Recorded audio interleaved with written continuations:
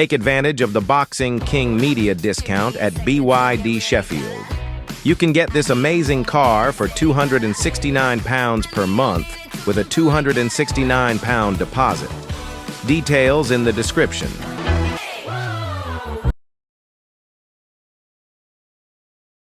Boxing King media powered by BYD. We've made it to episode 28.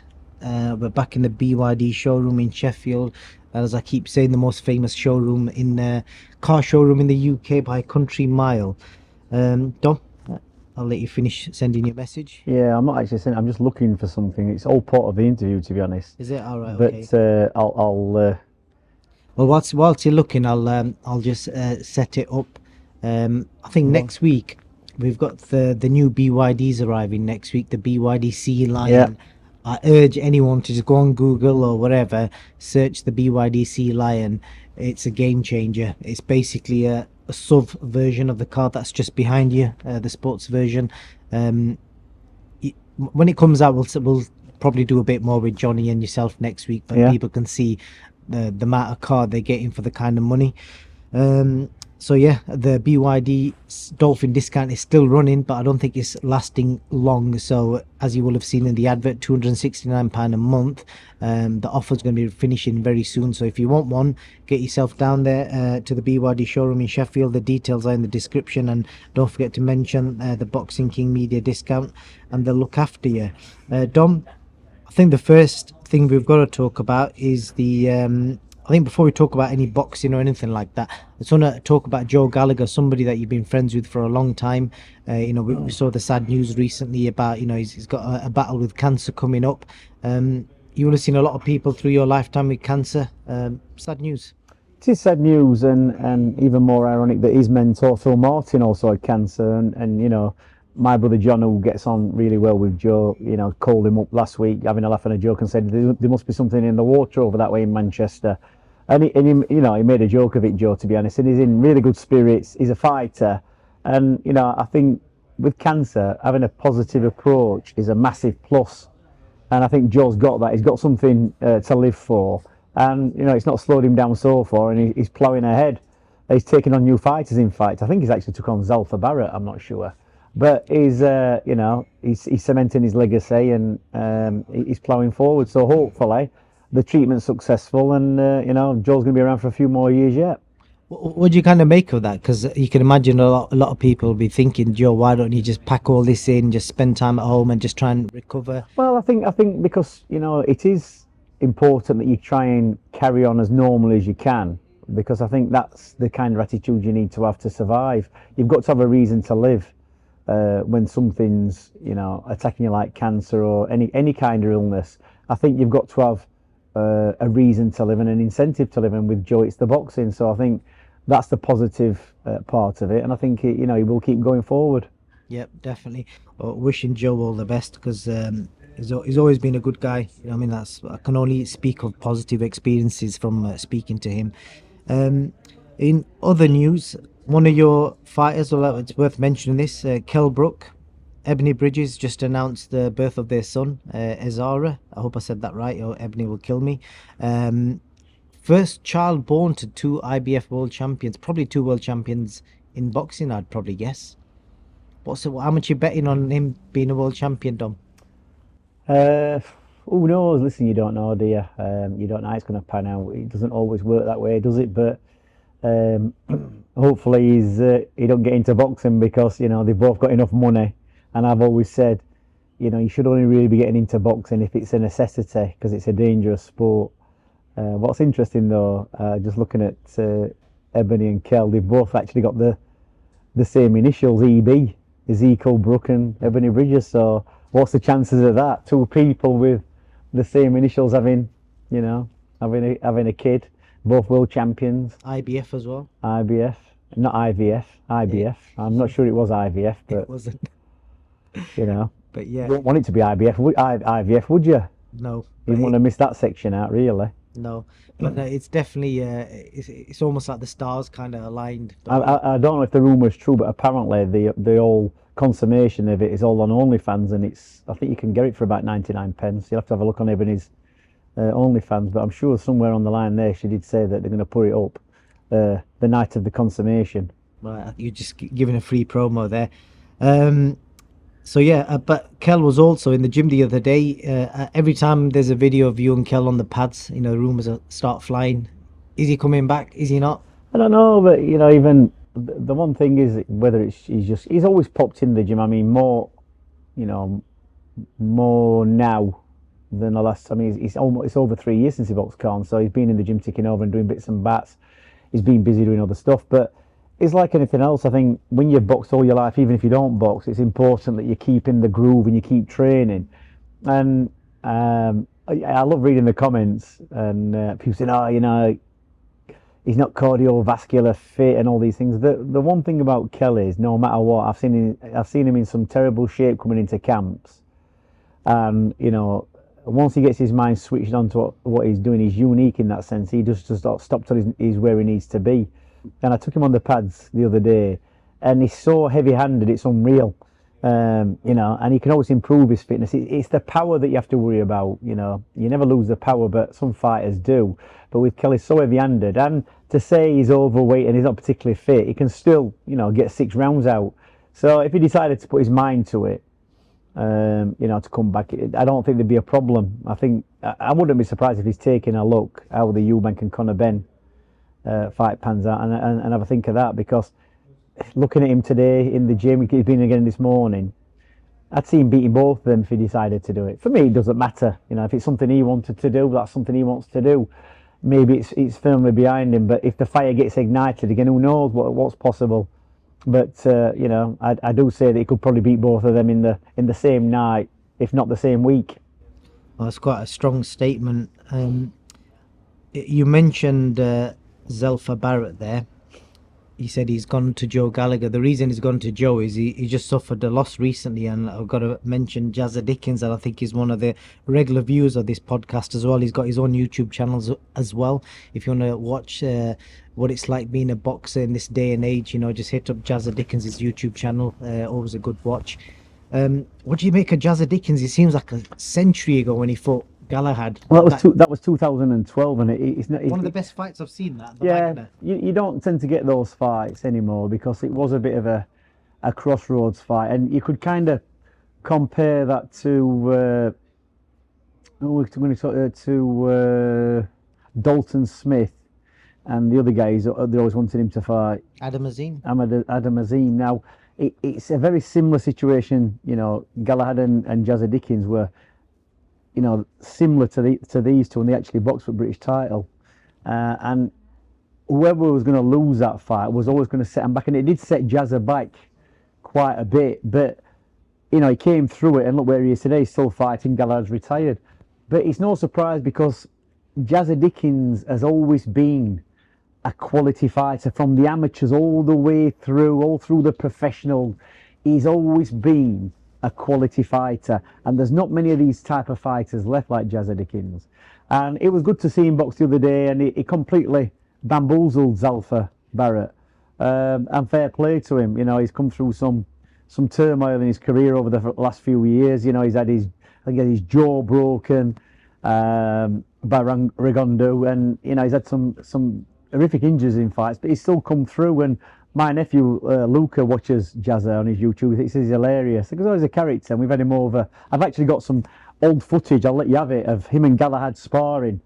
Before or after the fight? Oh, before. Okay. Before, and that was a big mistake I made. I should have never let Jazza anywhere near Kid Gallagher to spar, because the sparring that he did, you know, over the years before, 2 or 3 years before he boxed Kid Gallagher, he fought a totally different fight. And that, you know, got him. It was a close fight until the knockout. In fact, he was in front. I can always remember Mark Green taking a point off Gallagher. I thought, well, we're in trouble there. Barry's got to stop him, and he did. But you know, like I say, you know, Jazz is a quality fighter, and it's good to see that he's still coming through, and hopefully he's making money. So when he does finish his career, he's not having to worry about having to graft. Definitely. I urge anyone, go on YouTube and watch that fight against Jazza and Gallagher, the first fight. Really good fight. Yeah, tremendous. Another guy, also a similar sort of story, Maxi Hughes. He's got 7 losses on his record, but he's now fighting in a stadium. Another similar link, he fought Barry all them years ago, just got a really good win against Gary Cully. another guy that's just kind of. What do you think is the secret to people like Gary and Jazza? Why? What? Sorry, to Maxi and Jazza. What's the secret in behind this? Because you know what, they're down to earth kids. That's what they are. They're from working class backgrounds. They've come through the old system of boxing, through the amateurs, and they're grounded. They don't get carried away with themselves. They're not. They don't think they're celebrities. You know, they can actually back up what they say they can do, and that's the thing. You don't. And a lot of fighters these days, they're all about their gram and social media, but when it comes to the crunch, they can't quite cut it. So, you know, that's why the quality fighters like Maxi, Hughes and Jazza Dickens are still around, because and to a certain degree, even Liam Cameron. You know, Liam Cameron's got a big fight coming. Another one who's been through it all through the amateurs. He's always been a quality fighter. He's not always had the right breaks, but you know, they don't walk around like the celebrities. They keep grounded. They keep the feet on the ground. They know what the job's got to be done, and they're prepared to have a fight. And nothing scares them. So you know, Maxi, even after his big fights, he was still back on the side. I think he's a joiner, you know, doing his work, and that's what it is. Because you know, some fighters, it's a great excuse. I'm a professional fighter. I've got to train and rest and train and rest. Well, there's fighters doing that, not getting as far in front as the likes of Jazza Dickens and Maxi Hughes. So what does that tell you? It's whatever your work ethic is. So you know, fair play to them. They're still they're in the twilight years, and they're still making money, and they're still in good fights and having good wins. There's a key point you said that they don't walk around like celebrities. I've got something coming out on Liam Cameron which will kind of bulletproof what you're saying there, but I'm not going to mention too much about that now. But when the time's right, I think people will see what I'm saying. A word on one of your fighters. People are always asking, who's Dominic Ingle training? Who's he got? Has he got anyone left? Well, you've got one of your guys that you've kind of been building on the, how shall I put it? You kind Under of the radar. Under the radar, yeah. Building him in secret, under the radar. Brad Goldsmith, really good fighter from Coventry, big puncher, sells a lot of tickets, and he's got his first big TV show. Troy Coleman fighting for the Central Area title. No, it's not Central. I think it's Midlands area. Midlands? Yeah, they're from the same Midlands. sort of thing, innit? Yeah, it's an area title. So obviously you have the Central area title, which is Manchester, Liverpool, Hull, this area. The Midlands area is Derby, Birmingham, that area. So it's a Midlands area, and that's back in the day. That was, if you were the area champion, that would kind of lead you into being up for a British title. But now we've got the English title, so that kind of comes between the area title and the British title. So he's getting his first big break. He's been slowly cooking, you know, in the background. He's spotted some decent kids. You know, Zach Parker. He's been around Brad. I think we've had him about 3 years now, and now he's getting his break and his chance to shine. So yeah, he's doing really well. He's getting the rounds in, and I'm expecting good things of him. We built him slowly, so you know, this is his first step up, so to speak.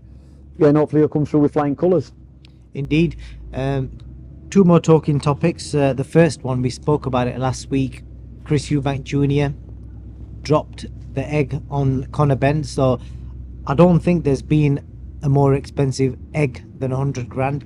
I think I asked you last week, you know, how much you think the fine would be, and you said it's going to be between 100 and 200k. So first question, were you part of the panel that decided the fine? Well, imagine that somebody will probably say, you know, the conspiracy theorists will say they only fined him 100 grand because everybody on the British Board of Control watches Boxing King media videos, so they thought, well, if Dominic Ingle's saying it, we better fine him 100 grand. But a lot of them do watch it, by the way. Well, they probably do, but that's just, you know, they'll work it. That's how the board have been, you know, consistent over the years. You know, they don't just give you a slap on the wrist. That kind of thing, regardless what anybody thinks, well, it was just an egg. Somebody goes, well, it's a bit much for an egg. That's not the point. It's bringing the game into disrepute and making it look like it's a Mickey Mouse organisation, and it's not. Boxing's a serious business. It's not misfits. It's proper boxing. And people, you look at the people like Michael Watson and Gerald McClellan, that's the seriousness of boxing, and you've got to be respectful, and you've got to cover all the aspects. And you know, if people start going into boxing willy-nilly and the whole surroundings of boxing, being blasé about it, accidents and problems and bad situations are going to happen. And you know, the board have got to reinforce that they're serious about what they're doing, and they're not going to stand for any of this nonsense.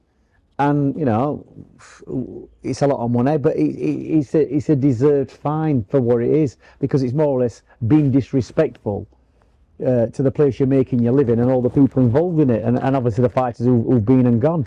So to be honest, it probably wasn't even enough, but you know, that was probably, you know, I can imagine them all now sit around the table in Cardiff discussing how much they're going to fine them, and there'll have been a wide variety of prices, and they'll have come to that conclusion that it's 100 grand, and that's probably actually the minimum, because it could have quite easily been 200 to 250 grand quite easily. Well, Chris has put something out on his socials saying it was well worth it. Well, that's fine, and you know, that's all right. That's fine. It's probably money that's not really, you know, promoter might pay it, who knows, but if he thinks it's worth it, fine. It's his business, and if he wants to, but really what he should have turned around and said is, you know what, it was a great thing. It created a lot of publicity and everything else, but we were a bit stupid in the end. You know, and I got fined for it, and that's the way it is. Like the times I've been fined, I never went around bragging saying, "Right, we're only this and we're only that," and I don't care. The thing is, you've got to respect the authority that you're working, not that you're working for, that you're sanctioned by. You just have to do it. You got to be respectful, because boxing's a respectful game, really. It should be.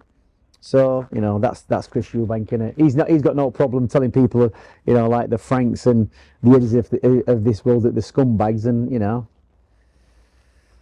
that's just him down to a T, innit? Well, just out of curiosity, obviously you've been fined a few times before. So is it like a speeding ticket where if you pay it within 14 days you get 50% off, or if you're going to pay it in one go, can you pay it in installments? How does it work? No, you'll have to pay that before he boxes. So do they just take that off him, or does he have to? No, they could. What they would probably what they normally do is, if you get fined, is like when I got fined, I could not go in the corner. They suspended my license, so it depends whether they could suspend his license till he's paid the fine. I don't know, but he's got to pay that fine. He might be able to sign an agreement saying he's going to pay it, because he could get the money and he could retire and give his license up and not pay the fine. You'd think the amount of publicity that's created, the promotion will probably cover that for. It would do, but nobody still wants to lose 100 grand's a lot of money. It's not to be sniffed at, is it? Whether I tell you one thing there, Eddie won't want to be throwing 100 grand away. Neither would Frank. They won't even want to throw. They won't even want to throw a grand away. They won't even want to throw 50 quid away, because they don't like losing money. The other comparison to this, so I researched some of the biggest fines that have gone out, the ones that fans will know about. So based on these, was 100 grand fair for an egg thrown? So Tyson Fury, I don't know if you remember that famous interview where he said Tony Bellew is David Price's gay lover. Yeah. He got how much do you think he got fined for that? 50 grand. Three grand. Right. Chisora for flipping the table. We've got to remember though, this is Tyson Fury saying that it's just a word, right? It's just a word. It can't be proved either way. It might be true. So it's speculative. It's speculative. Definitely not true. You never know that. You never know. Speculative. There's a possibility. Speculative. Chisora flipping the table, I would have thought was fined more than 3 grand. And I can't remember. I would have thought that's in the 10s or 20s. What was it? How much did I guess? I'd say 40 grand. 25. Right, 25 grand. Yeah. I'll fly through them so see what you guess. Yeah. Chisora slapping Klitschko. That's got to be over 80 grand. 32 grand. All right. That was by the WBC. Cash Ali. Well, this is the WBC. This is the WBC who, when they have the situation where somebody's failed a drug test and it's in their hands, they give you a slap on the wrist like they did Canelo. So we're talking about the British Border Control, who are more stringent and more, you know, on it than the WBC. So I'll get these wrong when it's not the British Border Control, because the others are far too lenient. Okay. Cash Ali biting David Price. That's got to be. Well, that'll be on his purse though, because they won't fine him more than his purse. So whatever his purse is, whatever Cash Ali's purse was, and that could have been 50 or 60 grand, I would imagine they fined him off. I think it basically was. He got fined 10 grand. Right, and he would be getting about 20 grand. Yeah. The one I really wanted to find out was, I don't know if he was in the opposite corner when Derek Chisora kissed Carl Baker. Was you on the stage? No, I wasn't in that one, but that could be classed in a roundabout way as sexual assault.